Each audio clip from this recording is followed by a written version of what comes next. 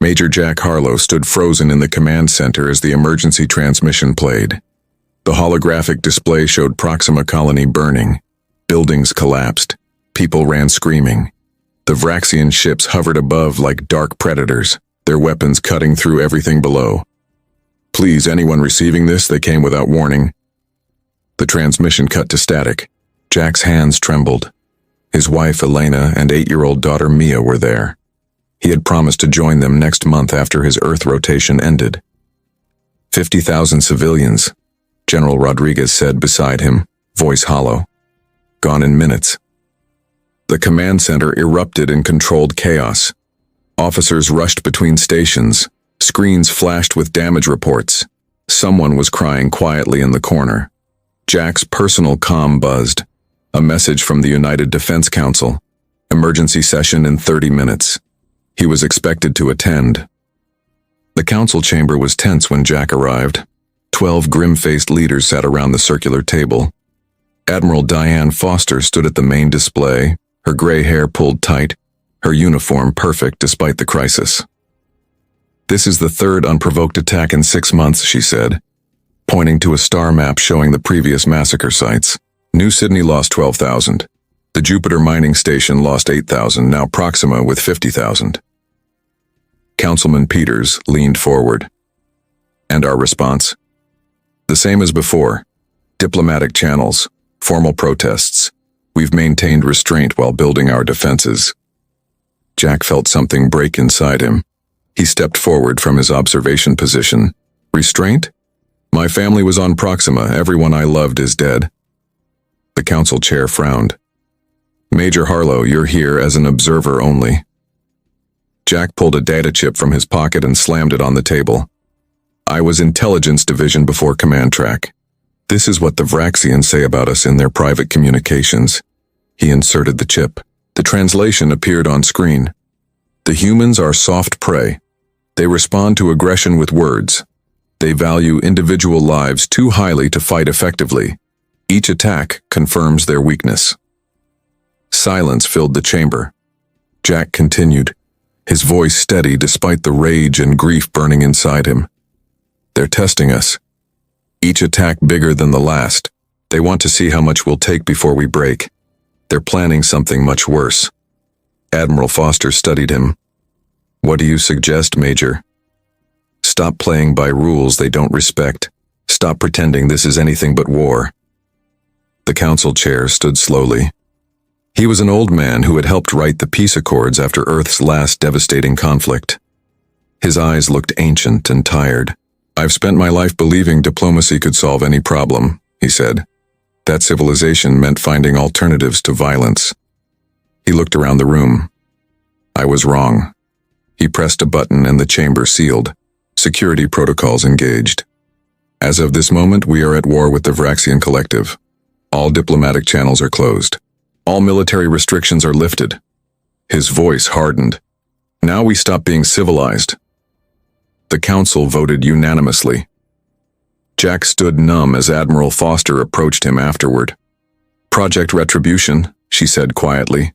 "It's our first true warship, designed for one purpose only." She handed him a command chip. "It needs a captain who understands what's at stake, someone with nothing left to lose." Jack closed his fist around the chip, feeling its edges dig into his palm. "When do I start?" 3 months passed in a blur of preparation. The Retribution emerged from its hidden dock in the Martian underground shipyards, a vessel unlike any humanity had built before. Black hull plates absorbed light rather than reflected it. Weapon ports lined its sides, housing systems that had been theoretical until desperation made them real. Jack stood on the bridge watching his crew take their stations. They were a mix of veterans and brilliant misfits, people who had lost everything to the Vraxians or had nothing to lose to begin with. "Systems check complete, Captain," said Lieutenant Samantha Wells from the operations console. "All weapons green." Jack nodded. "Navigation set course for Europa. Maximum speed once we clear Mars orbit." At the weapons station sat Liam Reeves, a man with hollow eyes and steady hands. His wife and 3 children had died in the first Vraxian attack on New Sydney. He had volunteered immediately when Jack began assembling the crew. Gray tech weapons primed, Liam reported. Power levels at 98%. Gray tech, the name for the experimental systems reverse-engineered from salvaged alien technology, untested in actual combat, until today. The retribution accelerated toward Jupiter's moon, where intelligence had located the main Vraxian forward base. The ship moved in silence, its advanced stealth systems hiding it from conventional sensors. 5 minutes to target, Wells announced. No indication they've detected us. Jack stood and addressed the bridge crew. You all know why we're here. This isn't about following rules of engagement. This is about showing the Vraxians that humans aren't prey. He paused. Protocol 0 is in effect. No prisoners, no mercy. The crew's faces hardened with grim determination. They had all seen the recordings from Proxima. Weapons range in 30 seconds, Liam said. Jack took his seat. Fire on my mark. The Vraxian base came into view on the main screen. A sprawling complex built into Europa's icy surface. Alien ships docked at various points, completely unaware. Mark. The Retribution's main cannon fired. A beam of concentrated energy enhanced by gray tech modifications struck the base's shield generators. The supposedly impenetrable Vraxian shields flickered and died. Secondary weapons, fire at will, Jack ordered. Liam's fingers danced across his console. Missiles launched, each carrying warheads designed to bypass Vraxian armor. They struck with devastating precision. Explosions bloomed across the base. Vraxian ships scrambled to respond, but the Retribution was already moving, its point defense systems destroying anything that approached. They're trying to send a distress signal, Wells reported. Jam it, Jack ordered. Nothing leaves this moon. The battle lasted 27 minutes. When it ended, the Vraxian base was a smoking ruin. 3 enemy ships had escaped into Jupiter's atmosphere, but they wouldn't get far. Scan for survivors, Jack ordered. 1 life sign, Wells reported. Looks like a command-level officer based on the implant signature. Jack nodded to Liam. Bring it aboard. Secure containment. The Vraxian commander was massive compared to a human, its gray-blue skin covered in battle scars. It was restrained in the ship's holding cell, wounded but defiant. You fight differently now, it said in broken English. Not like humans. We learned, Jack replied coldly. The Vraxian made a sound like laughter. Too late. You think this is about conquest? We run. We always run. Jack stepped closer. Run from what? The alien's 4 eyes fixed on Jack with something like pity. They come. The harvesters. We needed your worlds as buffer, as sacrifice. Blood leaked from its mouth. Now they find you too. The Vraxian convulsed and died, leaving Jack staring at its corpse with a cold feeling spreading through his chest. News of the Retribution's success spread fast. Within weeks, 5 more ships of the same class launched from Earth's secret shipyards. The human counterattack pushed across the solar system with brutal efficiency. Vraxian outposts fell one after another. No prisoners taken. No mercy shown. Jack became the face of humanity's new approach to war. His image appeared on recruitment posters. Children played with action figures made in his likeness. But not everyone celebrated. Some called him Butcher, Monster, the man who threw away humanity's moral code. He ignored it all. The Retribution had just destroyed a Vraxian supply depot in Saturn's rings when intelligence officer Kate Donovan requested an urgent meeting. I found something in the data we captured, she said, her face pale as she entered his quarters. Dark circles under her eyes suggested she hadn't slept in days. Jack gestured to a chair. What is it? Kate placed a datapad on the table. I broke their encryption. These are communications between Vraxian fleet commanders going back 2 years. She took a deep breath. The dying commander was telling the truth. They're running from something they call the Harvesters. She played a video. The footage showed a planet, not Earth. The continents were wrong, being surrounded by massive ships. Black angular vessels that seemed to absorb light. They deployed smaller craft that descended to the surface. This was a Vraxian colony world, Kate explained. Population of millions. The footage continued. The smaller craft landed and deployed what looked like machines. They spread across the landscape, consuming everything in their path. Buildings, vegetation, people, all broken down into component materials. They don't just kill, Kate said quietly. They harvest every resource, every bit of technology, every piece of biological material. Jack felt sick. How long ago was this? 8 months. The Vraxians have been falling back toward our solar system ever since. She looked up at him. They attacked our colonies to use them as buffer zones, places for the harvesters to stop and feed while they escaped. The intercom buzzed. Captain, we're receiving a transmission. It's from a Vraxian vessel requesting parley. Jack and Kate rushed to the bridge. On the main screen appeared a Vraxian different from any Jack had seen before. Its skin was paler, and it wore elaborate markings on its face. I am Elder Krell of the Vraxian Reformation, it said. We wish to speak with the human called Harlow. Jack stepped forward. I'm Harlow. We have monitored your campaign against our military forces. You fight with unexpected effectiveness. The alien's 4 eyes blinked in sequence. We propose alliance against the common enemy. Murmurs spread across the bridge. Jack silenced them with a raised hand. Why should we trust you after what you did to our colonies? Because the harvesters will reach your system in less than 30 days, Krell replied. Neither of us can defeat them alone. Before Jack could respond, Liam lunged from his station, drawing a sidearm. This is a trick, he shouted, aiming at the screen. Security officers tackled him, but not before he fired. The shot hit a control panel, causing alarms to blare. Our military leaders made a terrible choice, Krell continued, seemingly unfazed by the chaos. Some of us opposed using your people as shields. We can help you prepare, but you must decide quickly. Jack looked at Kate, who nodded slightly. He looked at Liam, still struggling against the guards, grief and rage twisting his features. The tactical officer suddenly called out, Captain, long-range sensors are detecting unknown objects entering the system near Pluto. They match no known configuration. The officer put the image on screen. Black ships, angular and light-absorbing, just like in the footage. They're here, Kate whispered. Jack stared at the screen, feeling the weight of humanity's future settle on his shoulders. Trust the enemy who slaughtered his family or face the harvesters alone? Jack made his decision in seconds. Elder Krell, we accept your offer of alliance. Send coordinates for a meeting point. The United Defense Council erupted in argument when Jack informed them. Half wanted to continue fighting the Vraxians. The other half saw no choice but to ally against the greater threat. They killed your family, Harlow? Admiral Foster reminded him during the emergency session. Can you really work with them? I can do what needs to be done, Jack replied.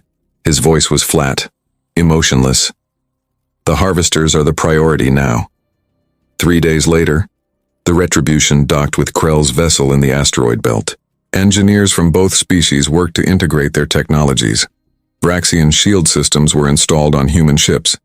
Human-gray tech weapons were fitted to Vraxian vessels. Jack met Krell face-to-face in a neutral meeting room. The Vraxian elder was taller than Jack expected, with scars covering much of his pale skin. Your weapons specialist tried to kill me, Krell noted. I understand his anger. Liam lost his family on New Sydney, Jack said. I've confined him to quarters for now. Krell made a gesture that might have been respect. You lost family too. Yet here you stand. I'm doing what they would want me to do. Protect what's left of humanity. The combined fleet prepared as the Harvester scout ships moved deeper into the solar system. Krell shared everything the Vraxians knew about the enemy. They adapted to any weapon used against them. They absorbed technology they encountered. They communicated through some kind of quantum network. Their command node is the key, Krell explained, pointing to schematics of the largest harvester ship. Destroy it, and the rest become disorganized. The plan was simple, but dangerous. The human Vraxian fleet would engage the harvester scouts near Jupiter.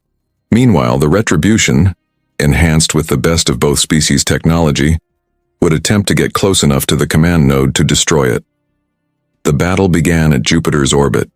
Human and Vraxian ships fought side by side against the harvester scouts. The black ships were more powerful than anything they had faced before, but the combined fleet held its ground. The Retribution slipped past the main battle, using a new stealth system. Jack stood on the bridge watching the massive Harvester command node grow larger on the view screen. It was the size of a small moon, black and angular. "We're in position," Wells reported. "Weapons locked on the coordinates Krell provided." "Fire," Jack ordered. The Retribution unleashed its full arsenal. For a moment, it seemed to work. Explosions rippled across the command node's surface. Then, everything went wrong.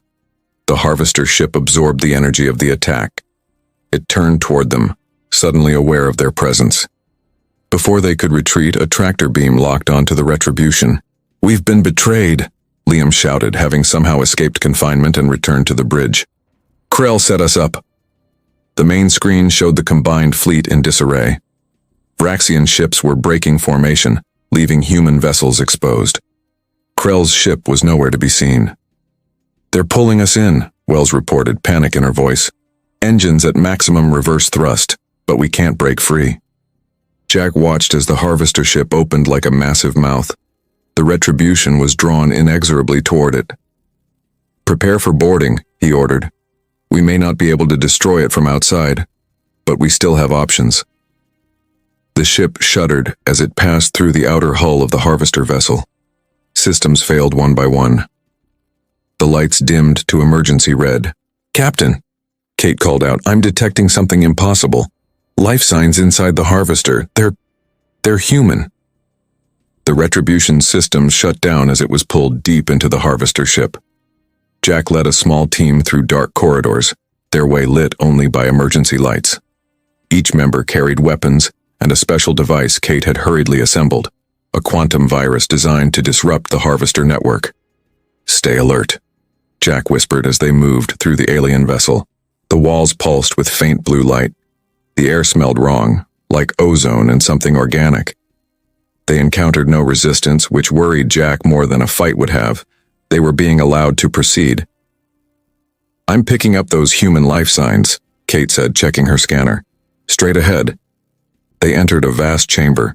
The ceiling stretched up hundreds of meters. The floor was transparent, showing the machinery below, countless moving parts processing materials. Jack recognized metals, minerals, and something that looked disturbingly like organic matter. In the center stood a figure, human in shape, but wrong somehow. Its skin had a metallic sheen. Its eyes glowed blue. "Welcome, Captain Harlow," it said. Its voice sounded like many voices speaking together. "We've been waiting for you." Jack raised his weapon. "What are you?" "We are the future of humanity," the figure replied. "We are what you become." More figures emerged from shadows around the chamber, all human-shaped, all with the same metallic skin and glowing eyes.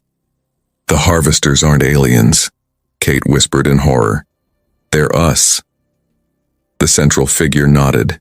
"From a timeline where humanity embraced full integration with machine intelligence, we evolved beyond biological limitations."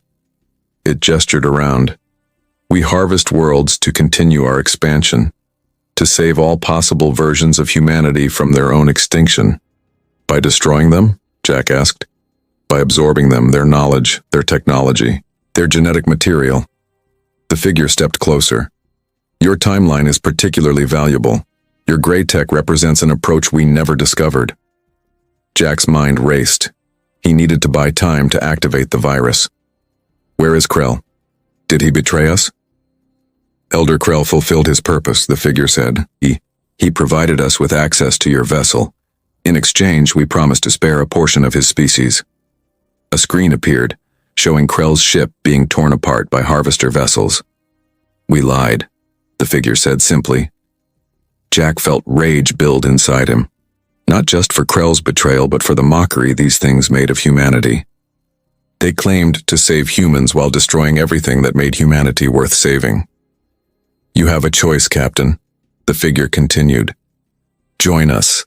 Become part of our collective.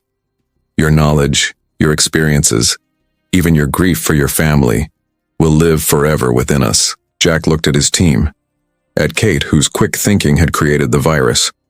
At Liam, whose hatred had been directed at the wrong enemy. They nodded slightly. They understood the plan.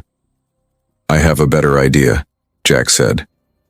He dropped his weapon and stepped forward, drawing the harvester's attention. "Let me show you what I've learned about humanity since the war began." As the figure reached for him, Jack's team scattered, each heading for a different part of the chamber. The harvesters moved to intercept them, but too late. Kate reached a control interface and jammed the virus device into it. The chamber lights flickered. The human machines stumbled. "What have you done?" the central figure demanded, its voice distorting. "Introduced a paradox into your network," Jack said. "A logic loop that your collective consciousness can't resolve." The ship began to shake. Systems overloaded around them. "Get back to the Retribution," Jack shouted to his team. "The virus will spread through their entire fleet, but this ship is going to collapse first." They ran through disintegrating corridors as the Harvester command node tore itself apart from within. Jack pushed Kate through the airlock to their ship, just as a support beam crashed down, trapping him. "Captain," she screamed. "Get them home," Jack ordered. "Tell them what we learned. Tell them we won." The last thing Jack saw was Kate's face as the airlock closed. The Retribution broke free as the Harvester ship began to implode. 6 months later, a damaged escape pod drifted toward Earth.